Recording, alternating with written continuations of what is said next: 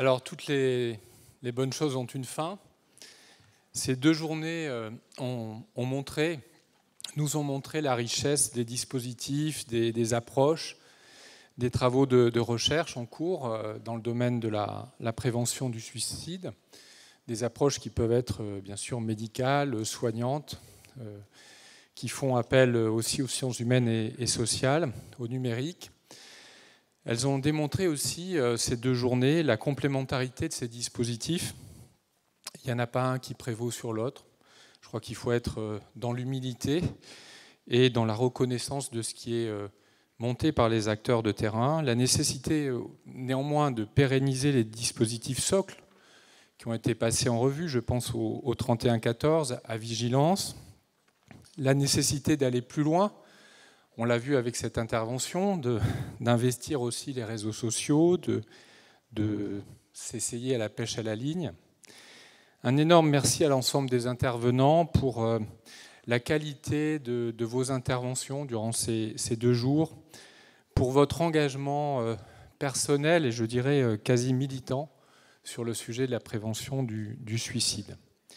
Alors bien sûr, il ne faut pas aussi oublier les fondamentaux, l'offre de soins en psychiatrie, ses difficultés, l'accès à nos CMP, le renforcement de nos unités d'hospitalisation.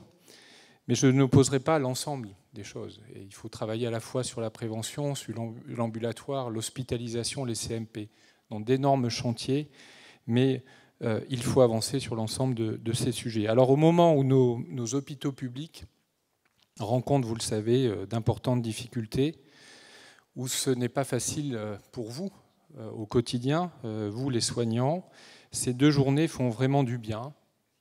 Et merci au docteur Berger de les avoir permises, ces 2 journées, à votre équipe, parce qu'elles nous font du bien, elles vous font du bien, elles font aussi du bien aux administratifs, aux logistiques, à tous les hospitaliers, aux acteurs du médico-social, aux acteurs associatifs.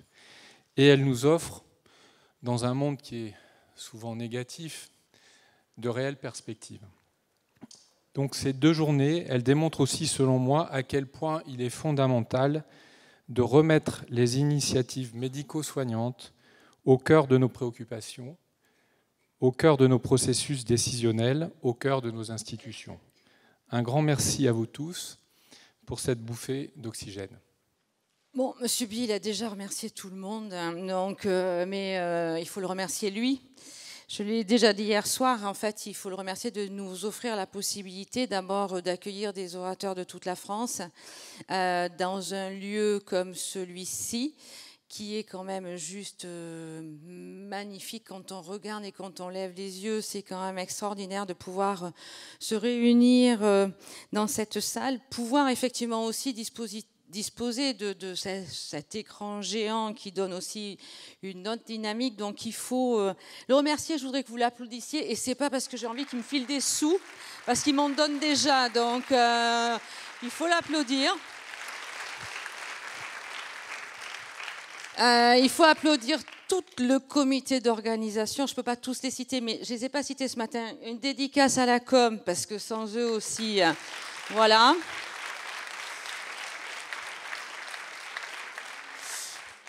On est hyper rodés pour accueillir maintenant sur un format 500 personnes dans une salle comme ça. Ça sera désormais tous les ans.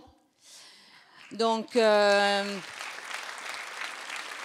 on a gagné le pari sur le coup du suicide avec Florian Giron, Sophie Boutineau et Valérie. Donc, ça sera l'année prochaine le psychotrauma et l'année d'après le suicide. Le programme pour l'année prochaine est déjà un peu avancé dans ma tête. Alors, je vais partager avec vous. Je voulais faire mémoire et trauma. C'est un grand débat. On en a beaucoup discuté avec Thierry Bobet quand on s'est vu à Caen, mais aussi avec Guillaume. En fait, beaucoup de gens font mémoire et trauma. Donc, ça sera plutôt sur la place des patients dans la prise en charge du psychotrauma. On parlera père aidance, on parlera intérêt de la psychoéduque et on parlera aussi intérêt des neurosciences dans ce que l'on peut effectivement expliquer aux victimes et comment ça leur fait du bien de comprendre ce qui s'est passé. Donc, ça sera très probablement là-dessus, avec bien sûr un focus sur la pédopsychiatrie, avec une intervention du professeur Bobet qui est déjà calé, qui sera très probablement sur les dynamiques familiales incestueuses, problématique dont on parle très peu, mais je pense qu'il faut aussi un petit peu en parler. Voilà. Et puis dans 2 ans, parce que alors moi là j'ai pris ma carte du fan club, excusez-moi.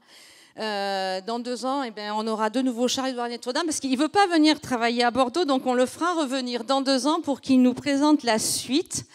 Et puis moi, je vais aller un peu à Paris avec mon équipe chez M. Joland pour voir comment on peut faire au niveau du CECOP pour prescrire. Et puis aussi, on va faire des liens avec Montpellier. Donc, je voulais vous remercier. Vous m'avez fait toutes et tous du bien. Et vraiment, ce n'est pas non plus pour que vous reveniez l'année prochaine pour remplir la salle. Vous m'avez fait du bien.